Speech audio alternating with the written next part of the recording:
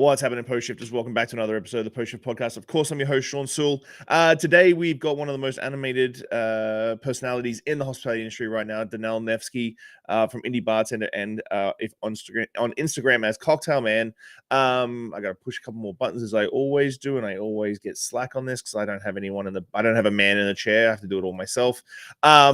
Even in the green room, we started talking and it started sliding into a massive conversation about things. So I was like, okay, we've got to stop this now. We've got to get it on actual tape. So welcome, Danil. Thank you so much for your time, man. I really appreciate it.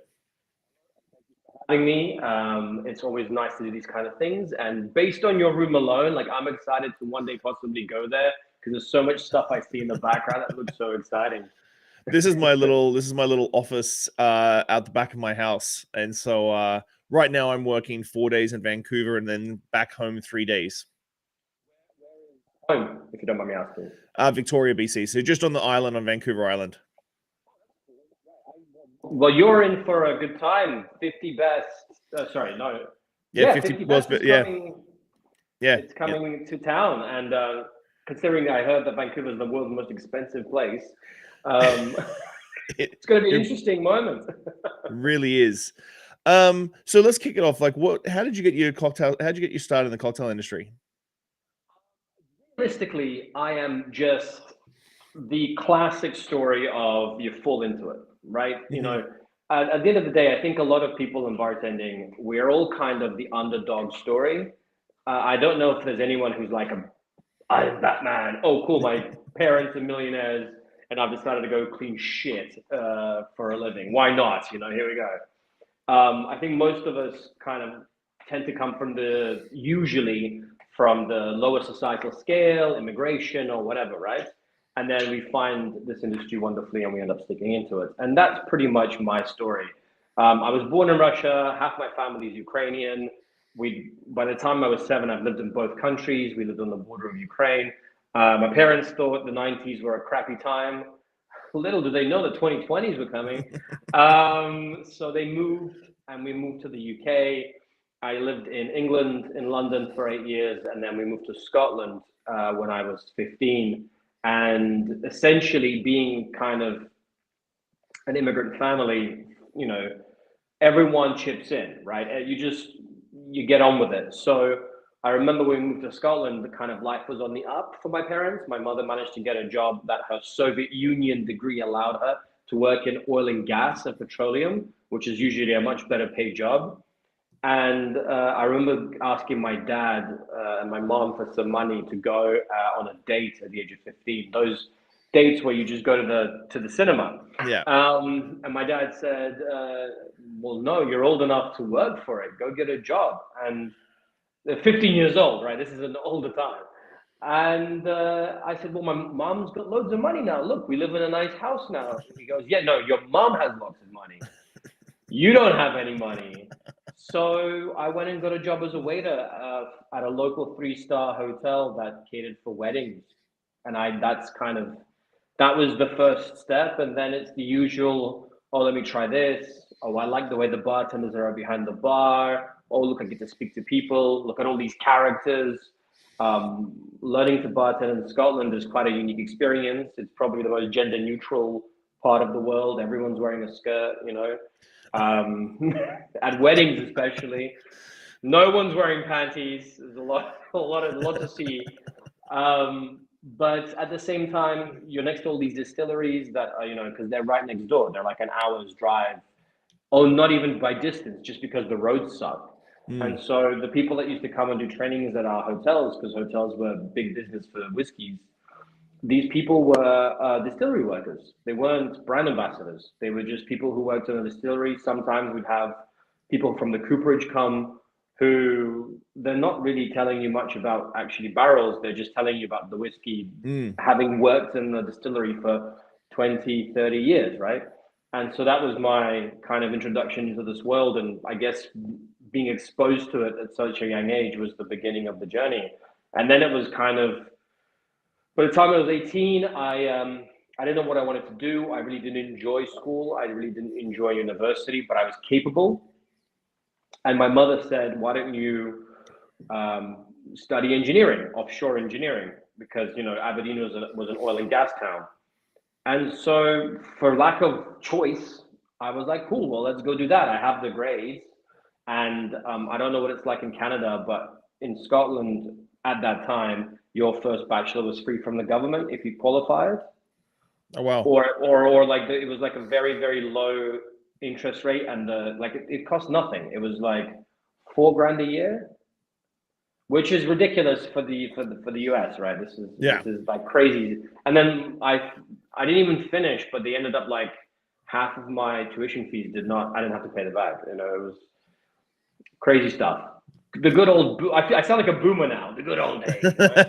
I'm not even that old, But basically that was it. I went into, as everyone else, you go into town and then you end up working on the side. And I end up working in a bar, having already had 3 years of floor experience at weddings. I was an easy, very few people at the age of 18 already have 3 years of hospitality experience, right? So even if my experience wasn't like 50 hours a week, which was my inevitable future journey, I knew enough to be able to do it. And when you're working in an oil and gas town, I speak English and Russian.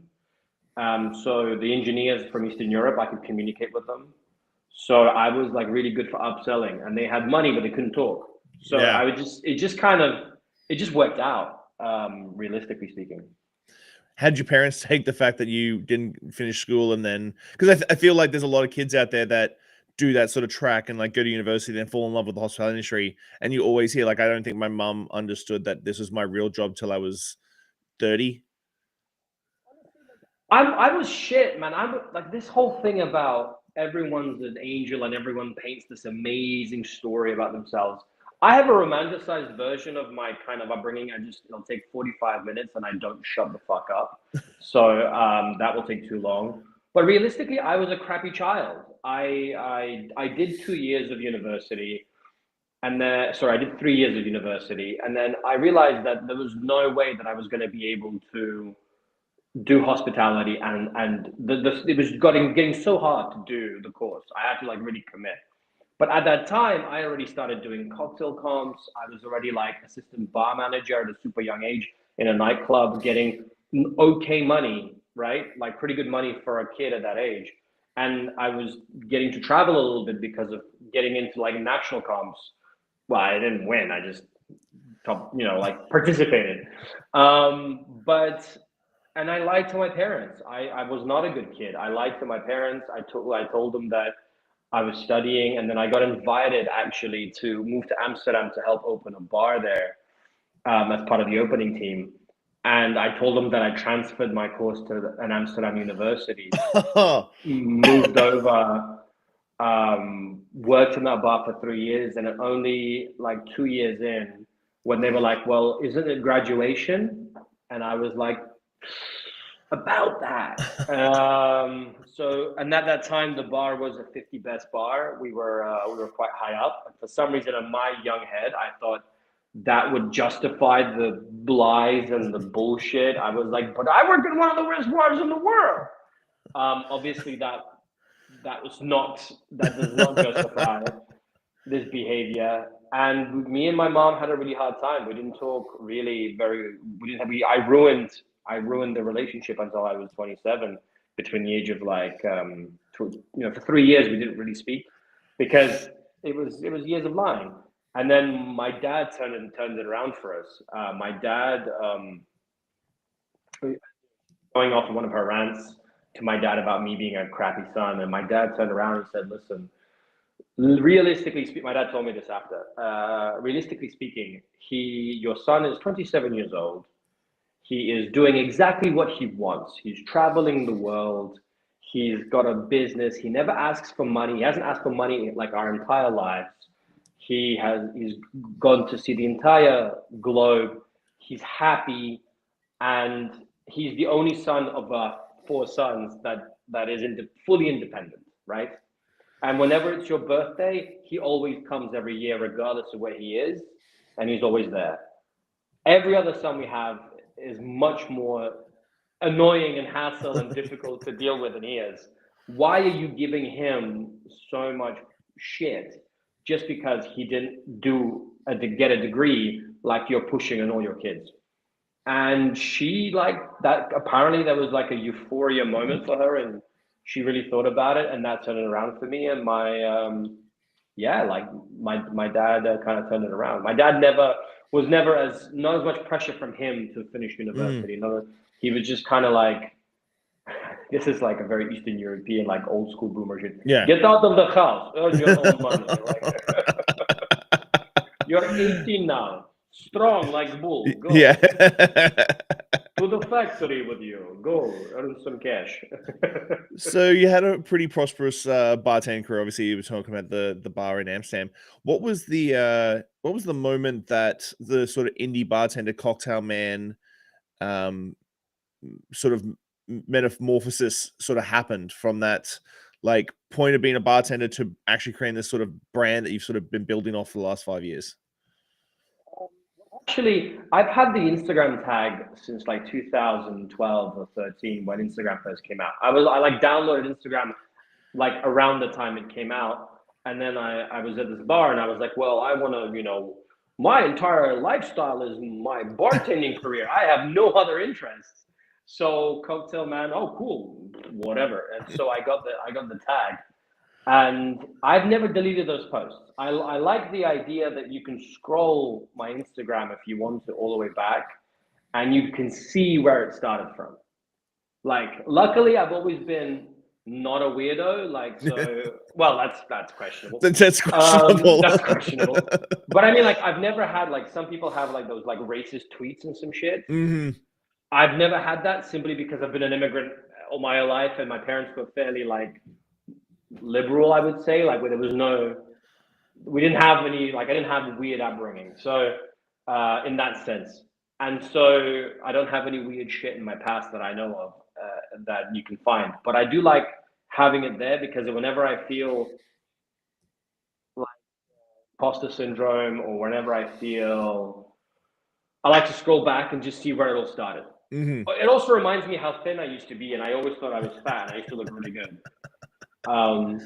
So I've had the tag for a long time. And then in 2016, I met a guy called Eddie, who was the owner of this thing called Cocktails for You. It's an Instagram and Facebook page and platform, if you want to call it. And we met at a cocktail comp, and I just left the bar. And so I was going to go do this traveling thing, this completely self-funded project called the Vagabond Project, which is, no one remembers the name except me, because nobody gives a fuck. Nobody gave a fuck. It was just me working for free in bars around the world for 18 months. And he kind of was the only guy who said, listen, well, why don't we team up? I have this page. It's huge. And why don't you become like sort of like run it with me, help me grow it, and we can split the revenue 50-50. And that was my buy-in, this self-funded project I was doing traveling. So I became almost like a BA. And that was the first time I got exposed to social media. It wasn't, because I always treated my social media before that as just my lunch, like, or whatever. It was like everyone else. And then that's when I realized that, well, you're like a salesman, selling, like a door-to-door salesman. It's 2017. Instagram and social media wasn't as industrialized as it is now. So I was like, cool, we have 200,000 followers. Maybe you want to sponsor us. And then it just became trial and error, which is the same as being a bartender, or a barback. You make mistakes, you learn from them, you don't. And everything really had changed, like for everyone else, unfortunately, for like COVID. COVID came, I just sold my shares in Cocktails for You. I had a bit of a payout, and then COVID hit me. That payout was meant to go towards a deposit on a house. I was meant to become a homeowner, and it became a safety net for the pandemic. So no money for 12 months and just living off this cash. And instead of making sourdough like everyone else, I had a camera, and I had a computer, and so I started making content, because the job I had lined up obviously got cancelled. So I was like, all right, cool. All I have is my brains, and I have this camera.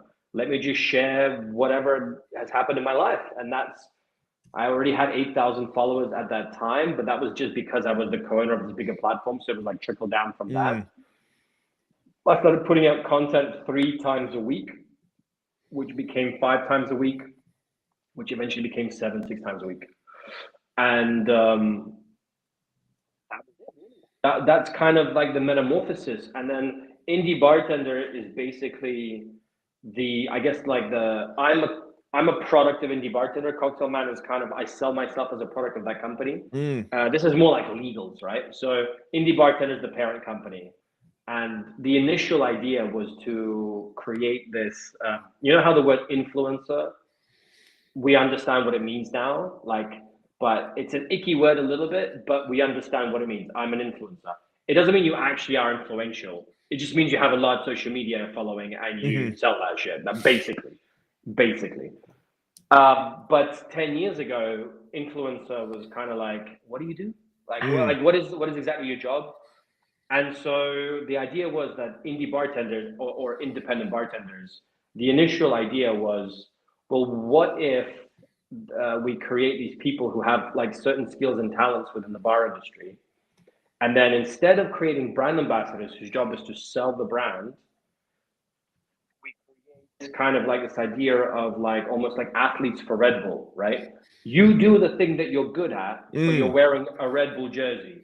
So Indie Bartenders was kind of that was the original idea, to be the trial for that business model, and then create a whole potential like role for bartenders that doesn't involve operations, corporate, or consulting, right?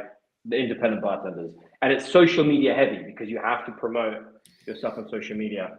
That didn't really work out because nobody wanted to fucking do it as much as I did. Like nobody really was willing to put the effort in because it's hard. And even though I was teaching people how to do like basic copy or, you know, stuff like that, now you have AI all of a sudden that can help you with all of that. But back then, people were not as willing to learn grammar and spell check and, you know, just Excel and planning, and basically all the skills required to be a normal functioning adult bartender seem to be sometimes be missing, or can be a bit lazy about execution, if you know what I mean. Yeah. Do you think that's the misconception when it comes to young bartenders? Especially, I was talking to someone. I talked to Camp English yesterday, and it was mentioning about how the pre-pandemic was very, very different to the post-pandemic, and that most markets have lost that little meaty section, the late 20s, early 30s bartenders who during the pandemic like,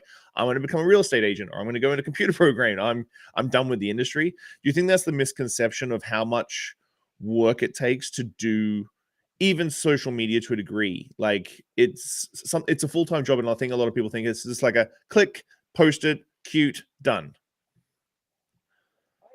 Yeah, I completely agree. Yeah, you're correct about all of that. I think that the key thing is, and this is going to be, every single country experienced social COVID different, right? Every single country. Some countries didn't even close. I have a friend who has a venue in Perth, Australia. Perth as a state, I think it's called Western Australia, right? They completely closed. Like the state closed. No one in, no one out. And Perth and Western Australia is like one of the richest states in Australia because that's where all the mining and the oil is. So all these super fucking rich Australians who normally would go to Bali and Singapore and whatever, all couldn't leave the state, but there was no COVID because they wouldn't let anyone in. So even though Australia was already on lockdown, the other parts of Australia got COVID because they let a few people in. Perth was like, fuck no. And so all I'm seeing on my friend from Perth's Instagram during all of COVID, where I'm sitting indoors stuck, is party, just absolute party. No one's wearing masks. No one gives a shit. He had the best time, and no one needs to, they completely experienced a whole different pandemic to the rest of us, right? Which is probably madness for everyone else who doesn't have an Australia everyone from Perth. It also helps that he's rich as shit, so he was just like, what, the entire time. But the point is, you're correct. There was a middle kind of like level of certain age where people had an opportunity to switch. At the end of the day, I would say anyone who has certain skills, a certain level of skills and education and whatever, they can find other jobs. Like hospitality has specific requirements from you that usually are a lot of manual labor, right? A lot of stress related stuff, running around, quick decision making, and if you in operations, right? And eventually, like any other job, it becomes routine. You know what I mean? Like, yes, you see new people every day, but you're doing the same thing. And the new people is kind of almost like a double-edged sword, because depending on what crowd you get, you can have the best time or the worst time. And depending on your mood, you might want to see people, you might not want to see people, right? Well, it's in an office, it's the same 20, 30, 40, 50 people in the same cooler, but that's a different type of fatigue, if you know what I mean. So, but unfortunately, this is probably a sucky thing to say for people who justify that hospitality is the best job in the world. If you want to earn more cash in this industry, you kind of have to have the skills that the rest of the world prizes, that are a bit more academic, or IT skills specifically are getting more and more important in hospitality. Excel, and a lot of us who are dropouts, myself included, I guess I'm just lucky that I managed to do at least 3 years of university in engineering. That a lot of the stuff I picked up in engineering was transferable enough, just working with computers and all sorts, made me good enough at so I could take that next step. You know what I mean? I know people who are, and that doesn't make me better. That doesn't make them worse. It's just unfortunate that that's the way the cookie crumbles, because I wish somebody could come into a bar and have the financial ability to see an amazing host who has all the amazing soft skills and all the amazing skills, and being able to pay them what they're worth, right? But it's unfortunately just hard to measure that, right? Does that make sense? Yeah.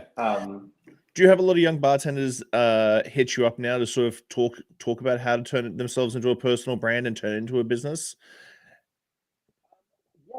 I had that a lot more a couple of years ago. I've kind of gone through waves. So I used to get a lot more questions about 2 years ago. I still get regular DMs on quite a lot, but I think I've made a mistake where I answer a lot of DMs anyway. I will answer at least like 30, 40 DMs a day, up to like 200, 300 a week, depending on the situation. Back in the day, a lot of young bartenders used to hit me up a lot more when personal branding really became like a thing that everybody was talking about a lot more. And nowadays, I guess the trends have kind of changed, and that's not as big. I still do Q&As now again, but I think also I have a tendency to go on rants. And because I try and make my rants or all my emotional responses as honest as possible, honesty doesn't always work for people who have a certain image in their head. Does that make sense? The other thing that I would say is also, you don't know what you don't know. But another thing that people forget is it's very hard to be aware of what people don't know, right? So even to the point where you might think Dale DeGroff is super important, but a young bartender who just started bartending 2 years ago from Croatia couldn't give a flying fuck. And that is an ongoing new problem that will appear more and more in the next forever. With this new problem that we haven't faced before, which is our heroes are going to die, and the world will move on, and the only memory we have of them is our personal memory of them, right? And that's we haven't faced that as an industry yet, to be honest. And so realistically, personal branding is something that I do get talked about, but the subject is so amazing. So unfortunately, bartenders have the attention span of goldfish. So the bartenders love milk punch, right? Clarification. Of the 50 bartenders are going to hit you up to talk to you about clarification, and you go, okay, it's a little bit complicated, but not really once you get it. Here it is. 50 of them are going to look at that and go, I need like a muslin cloth and milk and so much so much hassle, bro. You know, like, fuck, I can't just go and be excellent. I think there's an element of the industry which is like the instant gratification, and everything is so fast paced that it tends to attract certain personalities, a certain kind of people, and it creates a certain kind of like TikTok generation, but without TikTok. We're so used to being able to cobble something together and it's delicious that we want everything fast and now. We have not been taught patience, right? And it's getting worse because the industry has exploded. So no longer do you have to bar back for 2-3 years before you can become a junior bartender to a there's that natural progression has been sped up so much that patience almost doesn't exist in the industry anymore. Do you think that's detrimental to the industry? Because I do believe that it's been detrimental to the industry, especially post pandemic, about those stages of like humility being a bar back in a busy nightclub or a pub where you could actually have a conversation with people. They don't give a rat's ass about your cocktail. They just want to talk about the sports or the news that's happening and pour a pint. Do you think it's detrimental to the industry right now? Detrimental is too harsh a word, I would say. I think there's I think human beings are like cockroaches. We'll always survive, right? And every generation has its boomers. Every generation has its Gen Zs, whatever you want to call them. Generational differences. And there's some things about human nature that never change, right? The young people, they think that people older are old in their ways. They think they're never going to become them. They're passionate about whatever they're passionate about, and they want to share it with the world, like super ambitiously. Whilst the old generation, we've realized that maybe the older generation of ours was right about some stuff. You know, maybe we've grown into it a bit, and so it's kind of like the law of life, or I don't know if there's a word for it. The law of the jungle is something else, but it's kind of the way the cookie crumbles, and so. Once I started looking at it from that perspective, like, okay, you're young, you're passionate. I'm going to let you do that. I'm going to let you make those mistakes because I had the opportunity to make those mistakes, right? And I had people telling me, don't do that, don't do this, this is wrong, you're too far. And I still rebelled against my mom of all people. You know what I mean? So, it's just making sure that the mistakes they made don't hurt anyone, or to minimize them as much as you can. But if they don't make those mistakes, that's going to become a bigger problem later, right? So I think what's going to happen with the patience thing is, like anything, it's going to weed itself out, right? The bartenders into clarification, whatever, they're going to realize, maybe I like other things. They're going to end up liking other things.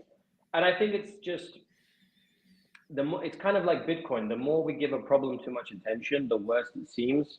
But sometimes it's good to step back and realize, is it really that bad?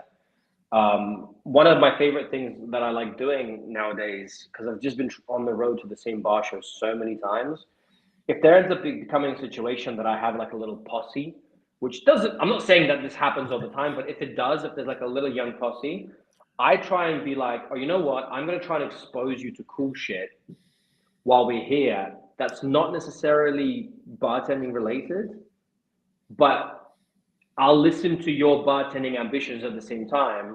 Does that make sense? Yep. So like in this year in Tales, there was a bunch of bartenders that have never been to New Orleans, and they were there from some of the world's best bars, but they were kind of in that situation where now there's like so many guest ships and takeovers, they all want to go to every single one. And I'm like, motherfuckers, we're in New Orleans. Like, let's go to this jazz bar. Let's go to where, like, the Sazerac was invented. So what I did was I gathered like 5 or 6 of them with another friend who was an older bartender. I said, listen, we're going on a classic bartending tour. Well, I'm going to take you to the places these cocktails were invented in. Does that sound cool? You're going to tell all your friends. They're like, where they invented all these classic drinks? I'm like, yeah. Okay, cool, let's go. And then we'll go to that takeover you really want to go to from that bar. They're like, okay, cool. And on the way, of course, we're walking past some classic joints that are nothing to do with anything, like Aaron Rose. And we're going in there. And then the next thing you know, we didn't even finish our own tour. We only got to like half the bars, but we're having so much fun. We end up having a shark attack which is like the world's most awful drink, Yes. but it's so much fun, you know. And so at the end, they didn't even give a shit about the takeover from that 50 Best bar, because they were actually enjoying life and actually enjoying New Orleans the way it should be. Somebody flashed their tits at somebody. Somebody threw, you know, one of the guys almost got arrested. I was like, don't touch the fucking horse.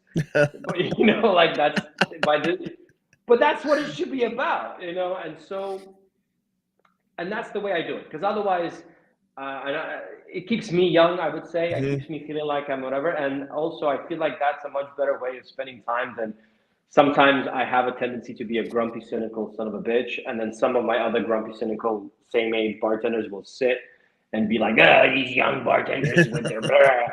And I get it. I love it. I do it all the time.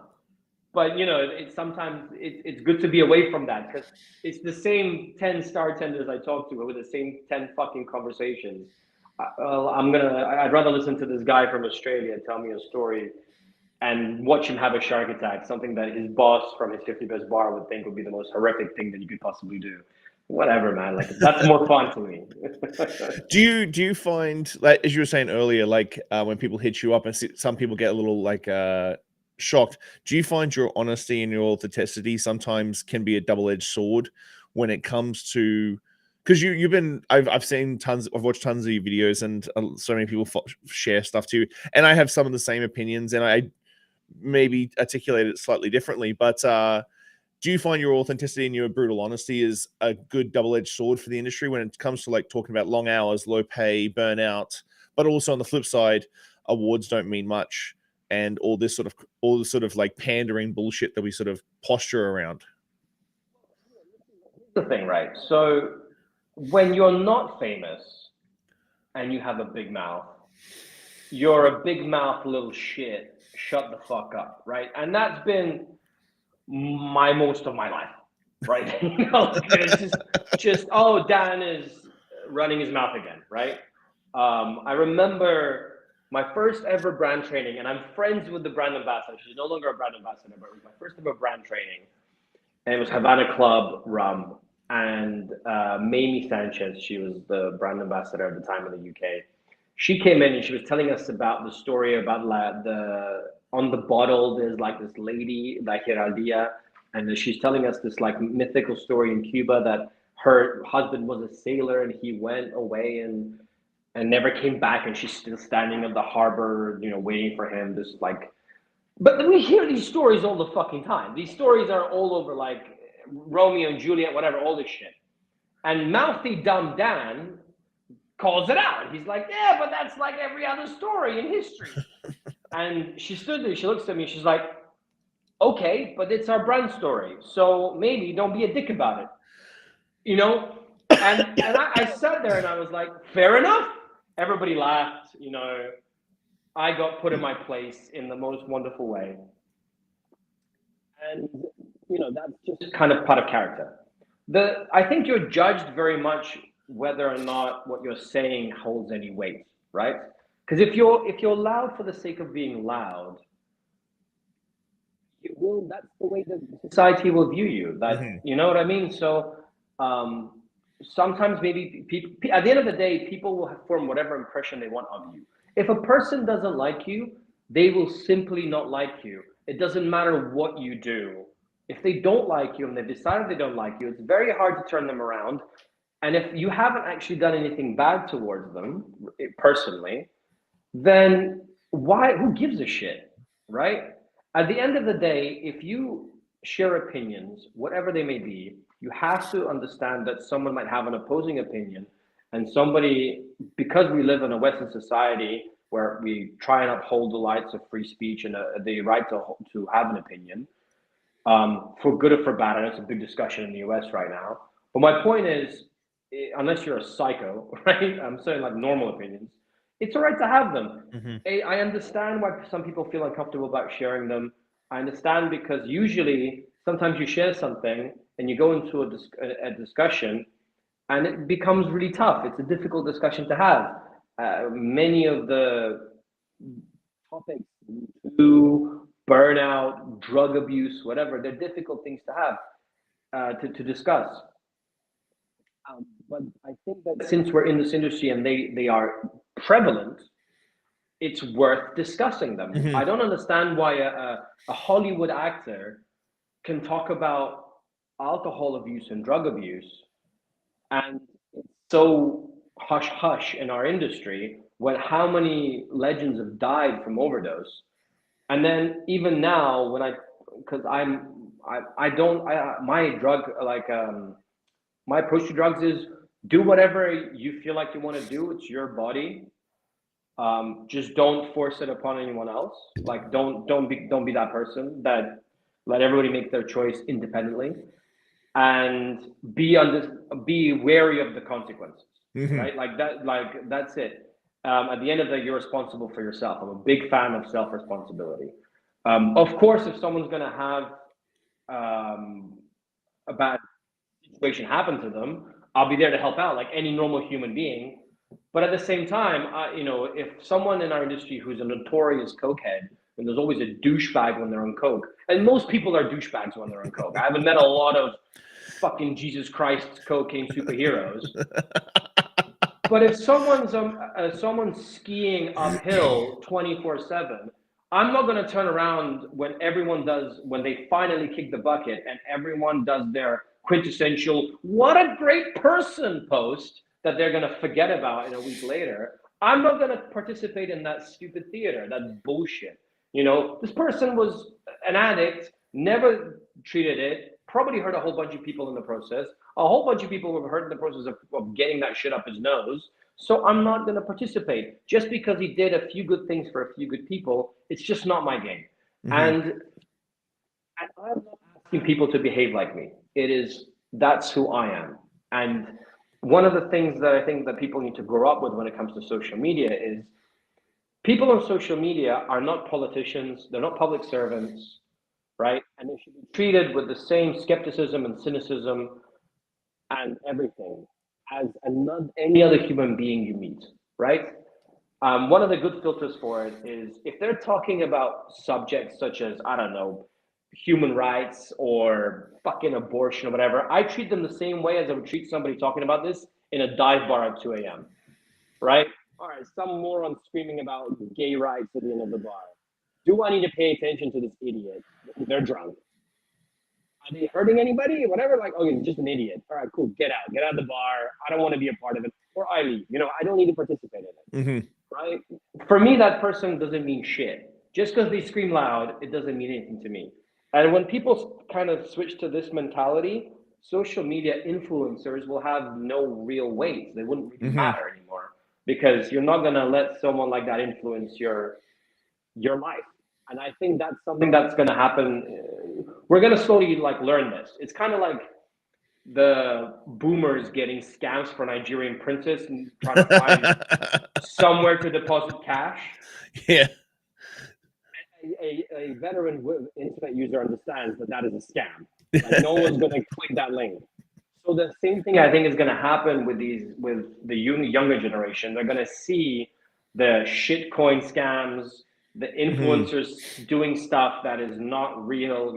You saw it with the LA fires. People already topless, t-shirt, like 6-pack. Yeah, LA fires, this sucks. Like, dude, get the fuck out of the fire and put your shirt on. And so that's it. So that's how it's gonna get treated in the future. And I think that's how I view it. I don't even know what the question was anymore. I'm just kind of wrapping it. We got there. And let's change up gears because you have traveled the world. And what are the country? And you did post something recently. And this is what we're talking about in the green room about the countries you're looking forward to seeing explode in 2025. And you did mention Canada in that post, and I appreciate that. I've been here for almost 25 years now, and been cracking really hard on cocktail culture in Canada and in Victoria and Vancouver since 2009. So like I've been doing this for a really long time. So I am very realistic that we're a small market. Even though we're a massive country, we're a very small market with the same population as California, and we're a huge country that takes 6 to 8 hours to travel from one side to the other if you want to go traveling from Vancouver to Toronto. So what countries are exciting you for 2025? Well, yeah, I did a post about this for sure, and I want to touch on Canada a little bit. we know Canada is not new to the table, right? Canada has had, especially Vancouver, from what I learned from Lauren Moat from an interview I did with her, that it was kind of like a lot of chefs moved there back in the day, almost 25 years ago. It was a huge food movement. And with that came drinking culture, et cetera, et cetera, et cetera. Toronto, Montreal, Vancouver, all in their own time, in their own pace. But they're, because you all speak English, I'm not going to mention Quebec, I don't know. But you are exposed to the same information sources that we are in other English-speaking countries. So, you were aware of the cultural renaissance of New York City and San Francisco, et cetera, et cetera, et cetera. So Canada's always been there. The thing that's happening now is, I think, considering that world class has been won by Canadians so many fucking times, where kind of the situation is, I know it's a small market, like you said, but I think that with 50 Best going there and simply the amount of people that are going to end up in Vancouver, and then chances are they're going to visit Toronto or Montreal or maybe even Quebec as an opportunity, even though it's not, if you're traveling 18 hours from Singapore, a 4-hour flight is fine. Mm-hmm. You know what I mean? It's not a problem. So I think you're gonna get a lot of eyes on Vancouver for sure. Everyone's gonna be there. There's gonna be 50 million gas shifts and 50 million events, but people might end up checking out the country a little bit more. And I think that will bring attention to some extent. I think it's hard to pick a new country every single year that's going to be exciting. So for me, it's a very biased list. It's either places I really want to see myself, mm-hmm. or I'm hearing a lot of buzz about, or it's places I visited and I'm like, okay, there's something happening here. Sometimes I completely missed the mark. This year, one of the countries that I'm looking at is Turkey. I visited it last year for the first time in my life. Actually, not at the airport, just being in the city. Istanbul is full of a lot of young people between the age of 20 and 40, like that key demographic of drinkers going out, whatever, 25 to 35 actually usually. And they're drinking alcohol, even though technically it's heavily taxed. It's a Muslim country. They're super outgoing. The country went through a huge financial economic crisis.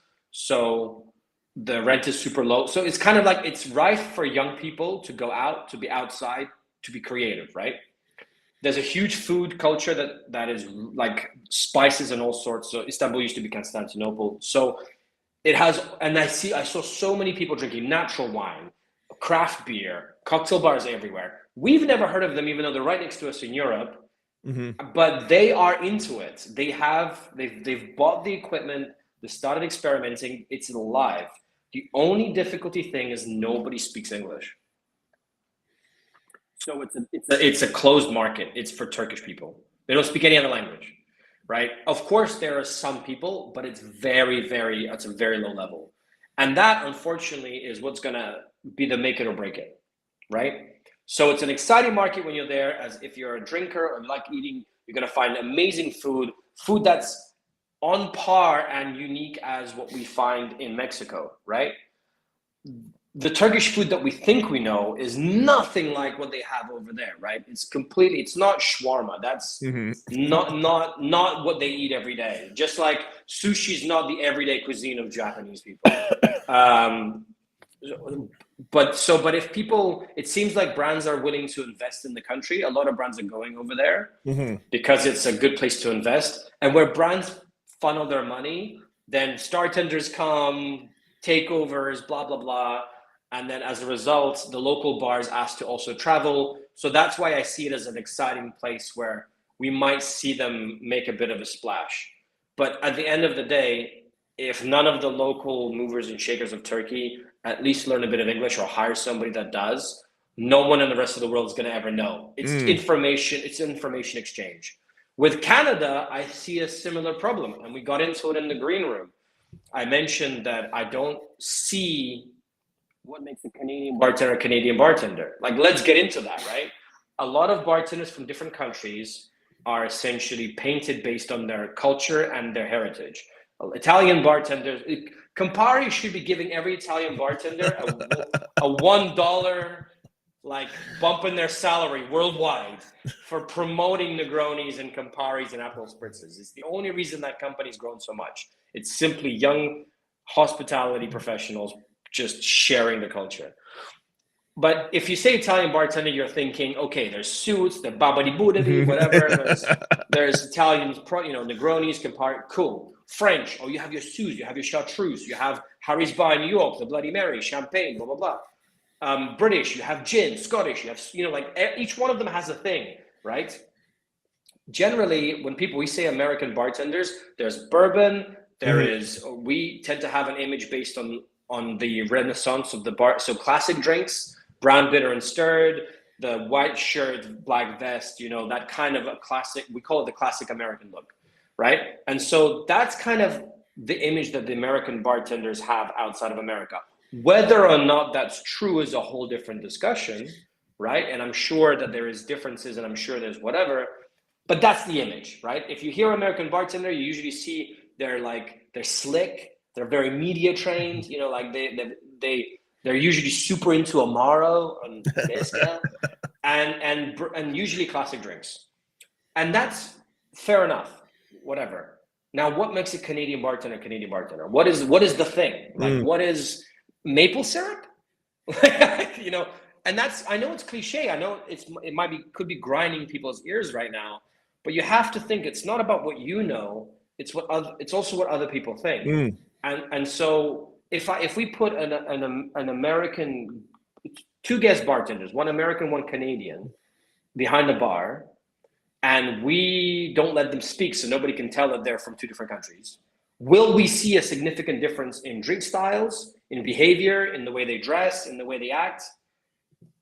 Okay, yeah, one's tiki, one's not. No, I'm being serious. Will we significantly see a difference in their behavior? And I don't know if that's the case. I haven't, I've been to a few Canadian guest ships. They're you know what I'm saying? And yeah, no, I gotcha. We're people pleasers, and the thing is, because we're such a mess, I think everybody says we're a melting pot, but for my bar, I'm Australian. I've been here for 25 years. My lead bartender at my bar is Ukrainian. I have another Ukrainian lead bartender. I have a French bartender. I have a Canadian-German bartender. He spent most of his life in Germany. Indian, English, and so the melting pot just in my Colombian in my venue is kind of insane. That's Vancouver as a whole. Is this huge, man? Toronto is the same. This huge melting pot of different cultures, different bartender styles, and so I think we are still a young culture that needs to find its own groove, because we've always been taking little pieces from everybody else. Like Grant Sini, he runs Botanist, and so it's this massive melting pot in Vancouver. But this is also what makes America and Canada kind of unique in its own way, if you think about it, right? Every other country in the world is a monoculture. Almost every culture. Okay, Hong Kong and Singapore cities don't count. I'm talking about Australians have a very specific culture. There's a way that they behave, there's a way that they dress, there's a way that they like certain things. Nowadays, a lot of Australian stuff has become part of global mainstream culture. So maybe that line that is getting blurred a bit. But generally, you could tell an Australian bartender behind the bar from anyone else. And so that, I guess that's where Canada and America is always going to be super unique, because it is a combination of so many different things. So this is where I guess that maybe this, for good or for bad, and considering the current political climate, what makes a person Canadian, what makes a person American, right? When you come to America, you're no longer where you're from, you're now American, right? And of course, we're not trying to erase people's backgrounds or ethnic, whatever, we're not dicks. But there's definitely, it's an interesting social experiment. These countries are interesting social experiments, and we don't know how they're going to end up, right? But as an outsider, if you've never been to Canada, like myself, you're thinking, okay, there's definitely a big French influence. There's a bit of Italian, and they have, I watched the Anthony Bourdain episode when they're eating foie gras, by the spoon. So I'm thinking, okay, these are crazy French dudes that have kind of Americanized, but there's elk and maple syrup and guns and shit and huskies, So they're kind of like, they're definitely going to have some crazy spirits or whatever. And then you realize that the whole country's controlled by like some weird laws and you can't do anything in some states. And you're like, I thought these guys were like fun rednecks. You go to the far East Coast and you start really seeing like Scottish, Irish influence. And they all speak like Brad Pitt from Snatch. So what's the outside of talking about countries, what's the trend in 2025 that you're excited for? Are you big on the whole? One second. Why are you losing your shit? You were quiet for like a good 1 hour. Otto, let me give him a snack and go shut up. Are you a big fan? I'm not a massive fan of the whole like what trends are going to trend this year and what's not going to be trendy. Do you do that for yourself? Because I know that you do it on your platforms and stuff. Is it a thing that you like to do? I did it last year. I did like a little thing where I picked 5 things that I thought were going to happen, and I called them out. I said industry trends, and some of them were kind of like common sense. And some of them just didn't even happen. So, for example, I thought that 2024 would be the year of brandy, right? Brandy was going to come. Oh, fuck, I wish. Right? I thought brandy was going to come back. There was a bunch of British brands, a bunch of new, like, smaller cognac houses that weren't even allowed to be called cognac because they weren't allowed to. Sorry, I'm like, turning the dog. They weren't allowed to be called cognac. Spanish brandy was doing a bit of investment. If you've ever tried South African brandy, I've been lucky enough to visit a few distilleries there and been there, and it's phenomenal. But the thing is, it's like, if there's no investment from these brands into promoting the category, nothing will happen, right? And the funny thing is, a lot of these brands, it's kind of like that whole thing where they're so traditional and they're so stuck in their ways that they just refuse to work with anyone younger or new ideas. And that creates a situation where it's, unfortunately, no matter how much we love brandy and we wish it was cheaper or more accessible or more people were using it, it'll take some crazy intervention from Stanley Tucci to make a difference.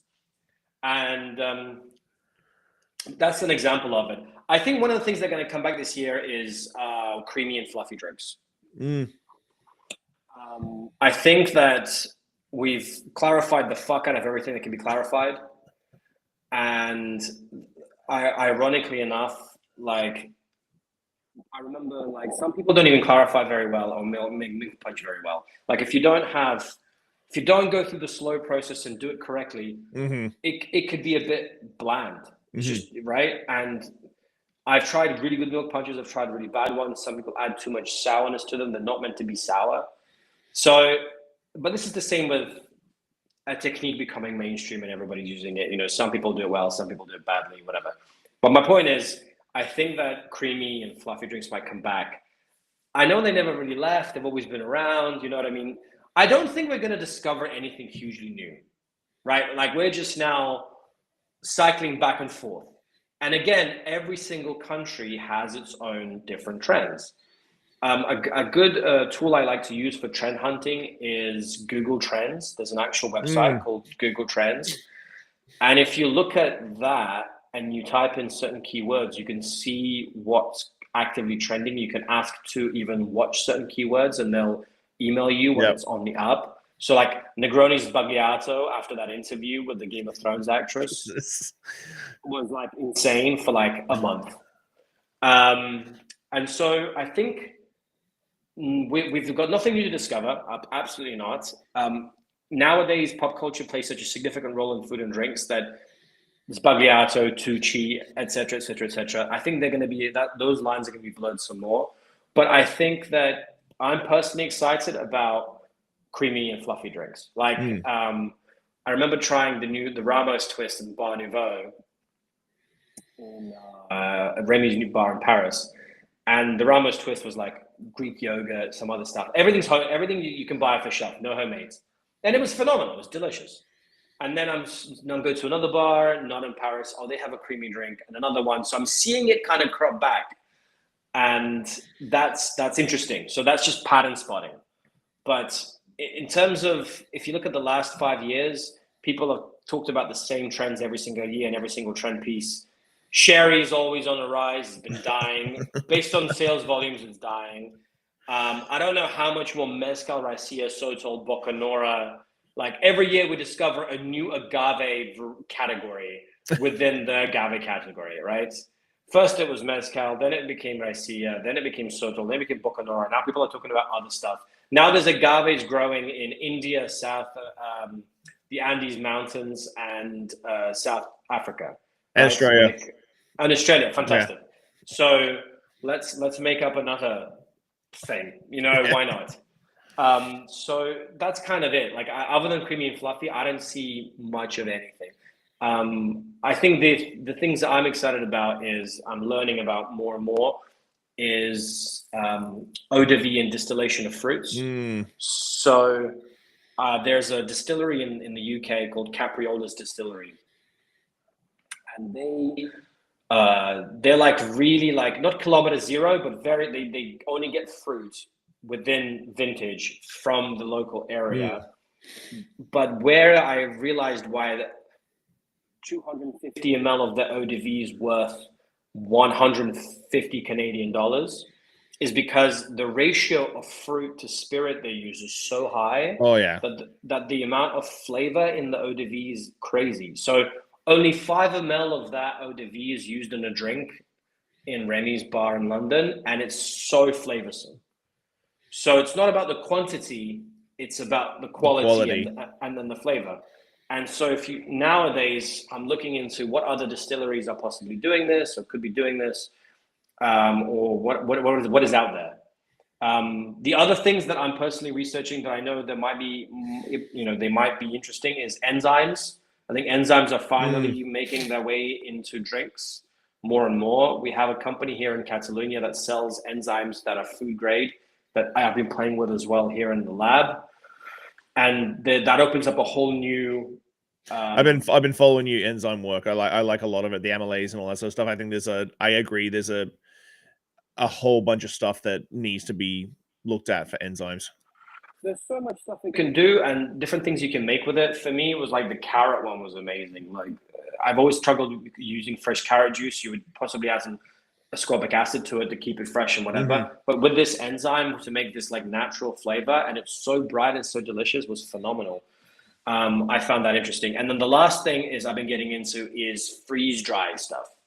So there's a couple of good companies I found. I've just made a big order from the UK, but there's a Finnish company as well.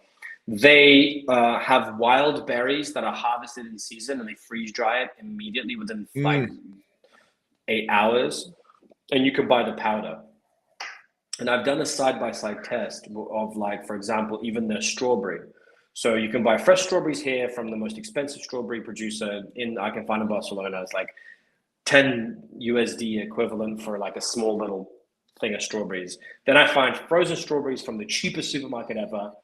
And I've got this freeze-dried stuff, which is like $20 for 200 grams of powder.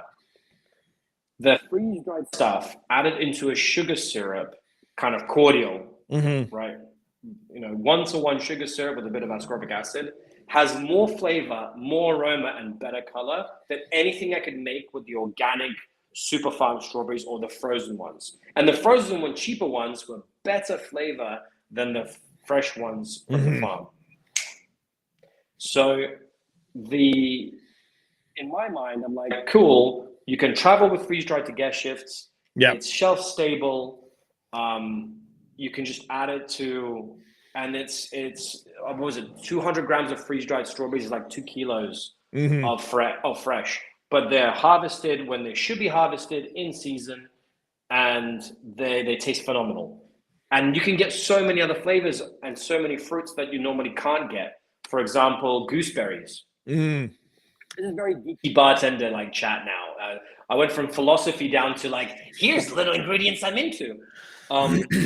So I found somebody who does gooseberries. Gooseberries is something that's super seasonal, very specific flavor. I've just ordered 200 grams of freeze-dried gooseberries to see if it's good quality. So that means now I make a drink with this all over the world, wherever I like, which is phenomenal for me. This opens up a whole new wave of opportunities. Yeah, what was the question again? Going back to eaux de vie are a big thing for me. Like I've been to Cognac a bunch of times and got certifications and all the fancy stuff. But like eaux-de-vie have always been one that I always say in all my seminars is that the fruit shouldn't taste as good as it does. Because like if you bruise an apple or a pear and then taste that bruise peat, it doesn't taste great. But then we make eaux-de-vie, we crush them, we fucking ferment them, we boil them, and then what comes off should be like, fuck you, you fucked with me, it shouldn't taste this good, but it comes off so fragrant and delightful and lovely, and it really is something that shouldn't come off as great as it does. Well, also, it's like the fruit that they use for is not the fruit that we buy in the supermarket, right? It's different. And then I guess what it comes down to is flavor hunting. Like that's never gonna never gonna go out of trend. But I think that it's something that we should pay more attention to. And I just remembered one thing, which I think is going to be talked about a lot more in the coming year: perfume. So I had a masterclass I went to, which was a bartender and an actual perfumer. They did a seminar, and what they were talking about was they were actually teaching you how perfume houses talk to each other. It turns out that there is a language they've created for perfume, and it's complicated. It's equally as complicated as sommeliers.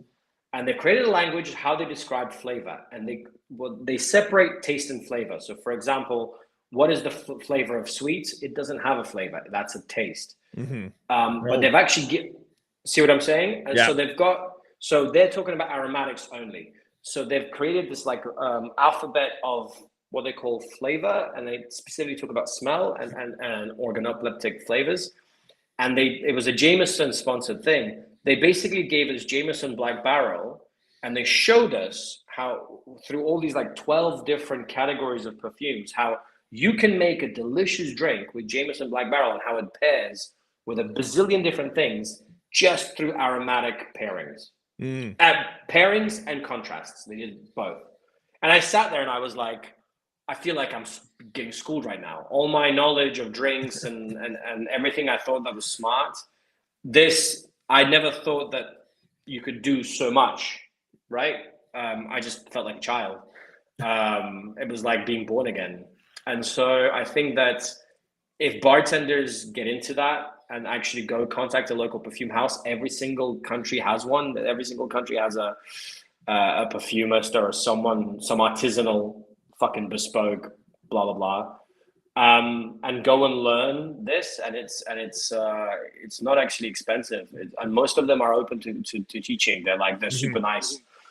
That might really help people learn, like young bartenders will help them with flavor, because I think flavor training is one of the things that young bartenders don't go through anymore. I don't know about you, but when I was growing up as a bartender and guest shifts, and when they first started, a bar would come and they would like make drinks from their menu. They wouldn't make drinks for the event. They would make drinks off their menu. And they would, before you did the guest shift, they would make the drinks for the entire bar team of the host bar team and talk about them and explain why they paired what with what. And brand ambassadors, when they came and do a brand training, they would normally like make classics, and you would taste that drink in the classic and they explain why this goes well like that. Nowadays, it's all about personal branding, social media, mindfulness, non-alc, blah, blah, blah, blah. So the young generation doesn't get that flavor training. Does that make sense? Yep. So they don't build up a flavor library in their mouth, if you know what I mean. And I think this is important, because I remember, when I got told why a Manhattan should taste like this, and this is what a good Manhattan tastes like. Now, nowadays, I know that you can make a good Manhattan with many different things if you know how to make a good Manhattan the traditional way. You know what I mean? Kind of like learn to make a bechamel before you make Mornay sauce, or learn the, make a good daiquiri first before you start making a sous vide. Oh, geez, triple enzyme. Whatever. That's a whole fucking another episode there.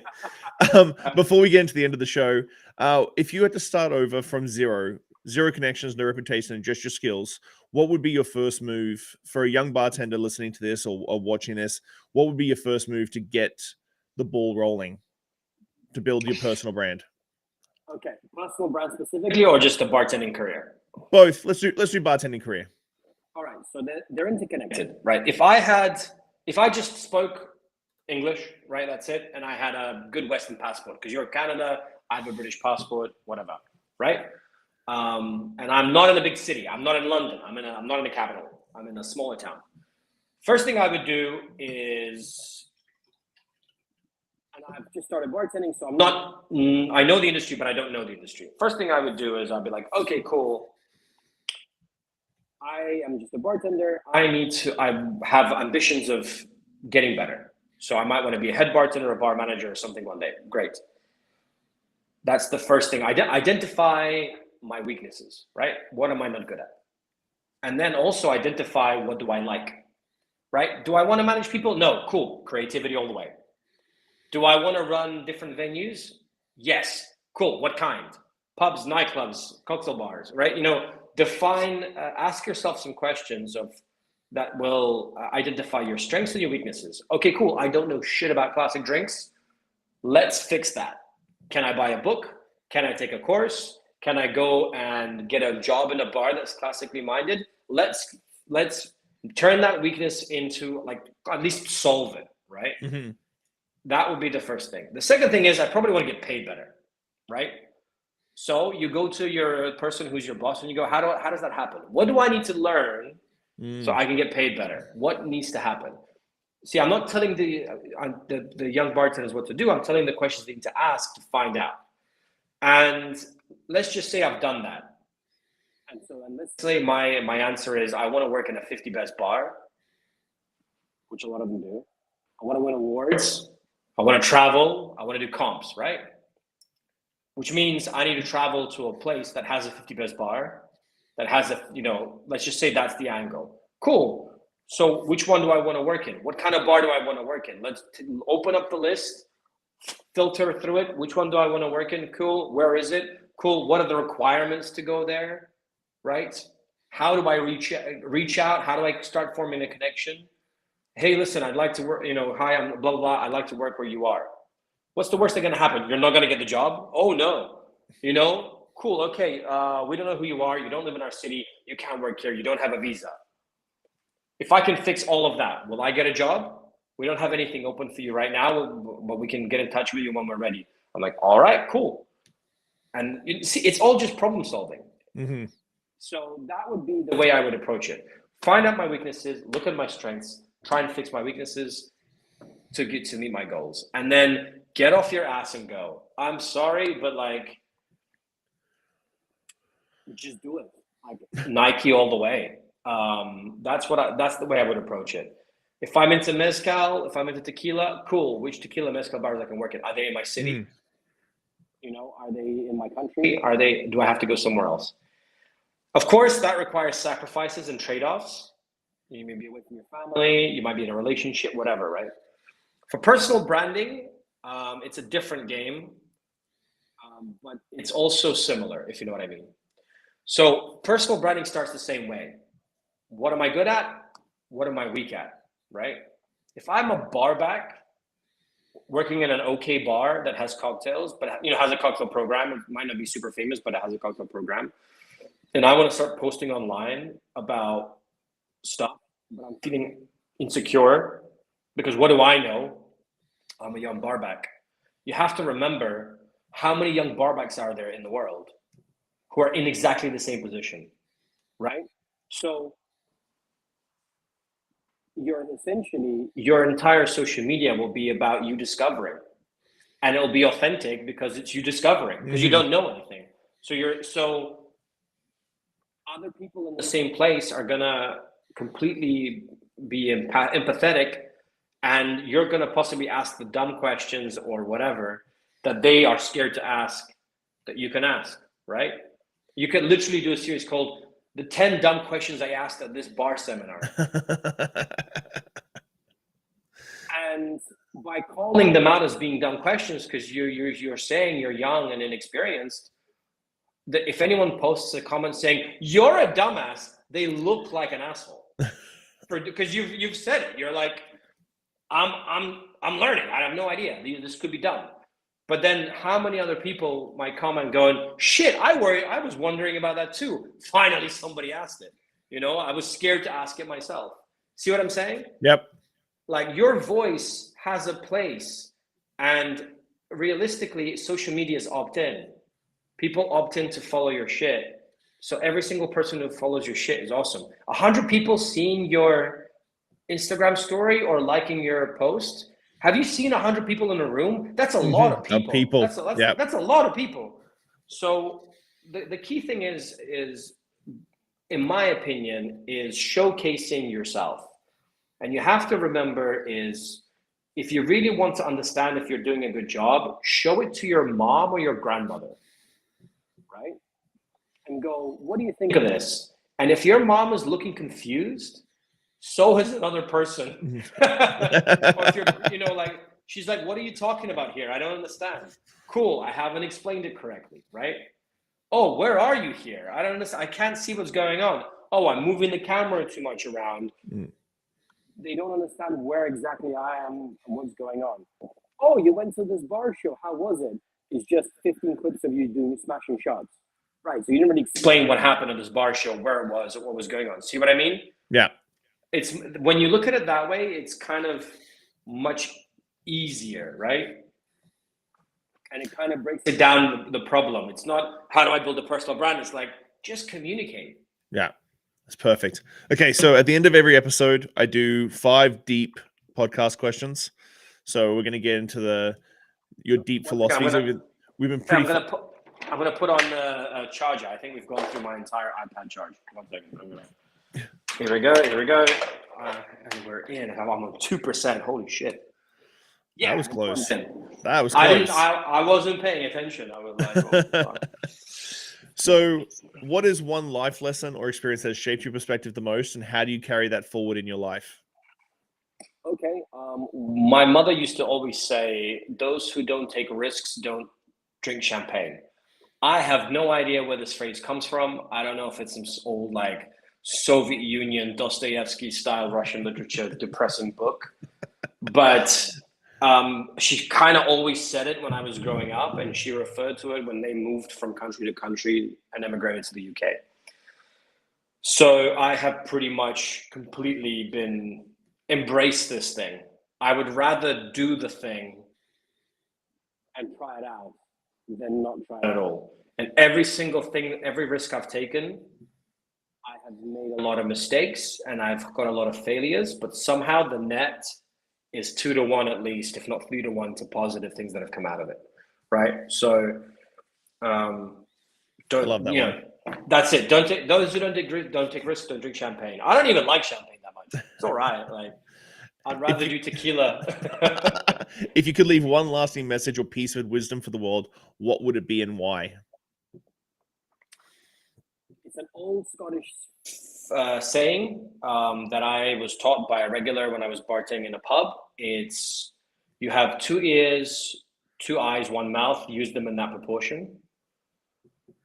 And I think the reason that is that it means that you're paying more attention to the world around you than you're projecting on it. Nice. And if everybody did that, I think we'd be in a better place. Looking back on your journey, what is something you wish you had understood earlier in life?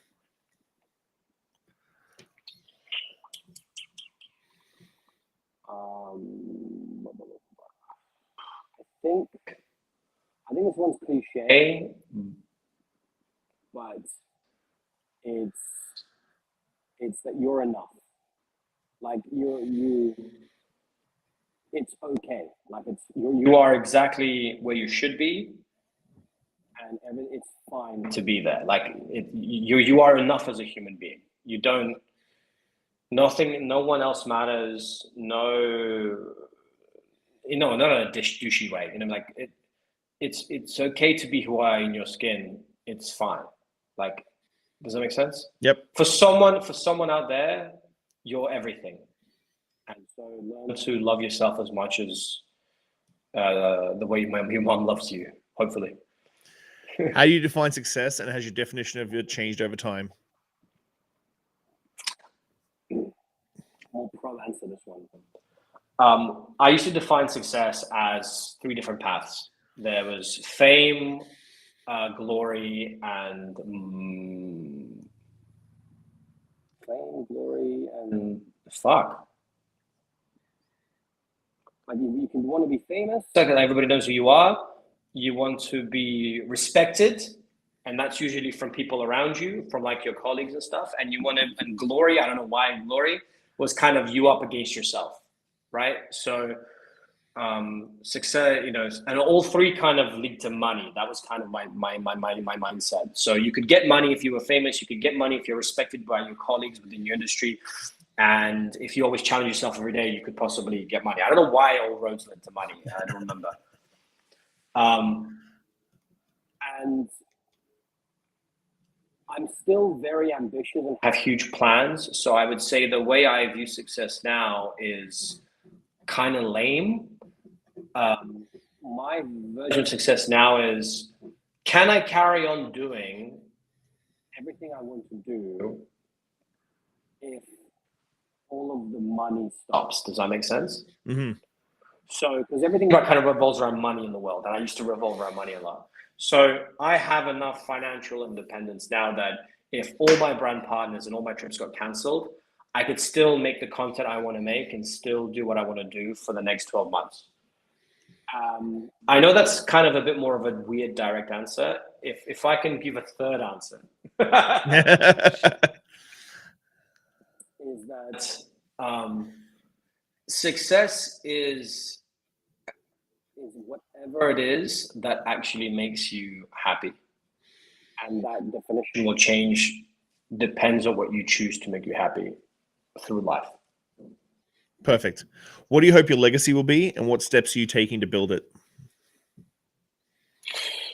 I would say not the word hope. I would describe it as the inevitable death of my legacy. So I don't think we have any bartending heroes anymore. Like no one's going to become another Dale DeGraff. No one's going to become another Gary Regan. Even people who are possibly like the early world class winners, like Eric Lawrence, for example. Think of it like a Greek pantheon. There's the titans, the gods, and the heroes. They're all done. Our industry's exploded so much. The next titan will be our first ever version of Gordon Ramsay or something like that. Our first celebrity bartender will be the next big thing. But I believe that there's what I call information legacy. So for example, in books, we read about these heroes or Socrates, Aristotle, whatever, Caesar. We read all this shit in books, right? So there's that kind of legacy. Or there's the legacy that exists almost like in a shamanistic way from person to person. So that regular that used to always come to your bar, that old lady that fed the pigeons in the park, or the owner of that pub, you know what I mean? Like this kind of legacy. I believe that because I live in a world of noise, my legacy will be every single person who I have touched as a human being.